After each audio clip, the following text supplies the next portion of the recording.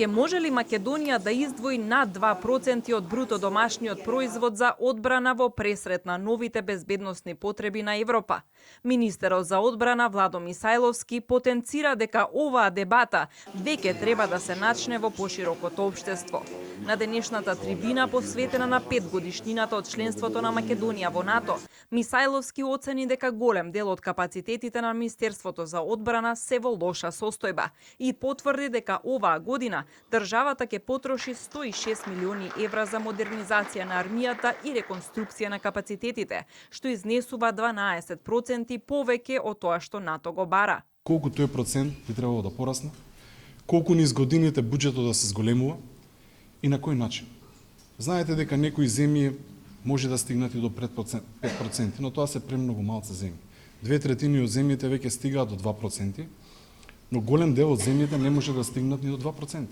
И тоа е една од дебатите што треба да се разговара. За жал, мора паралелно да издвојуваме средства и за нашите капацитети, а паралелно и да се модернизира. Македонија е подготвена повеќе да инвестира во својата одбрана и да се прилагоди на новите обврски кон НАТО, сега кога Соединетите Американски држави се повлекуваат од безбедносната структура на Европа и ги кратат финансиите за НАТО, вели подпредседателот на ЗНАМ и поранешен генерал Павле Арсовски. Оние минимум 2% за одбраната прерасна во потреба од 3 до 5%. Европскиот дел од Атлантикот и Македонија како дел во блиска иднина ќе превзема поголем дел од товарот за одбраната на НАТО во рамките на НАТО во Европа и товарот од поствоена изградба на Украина и воспоставување на баланс на сили во однос на Руската Федерација.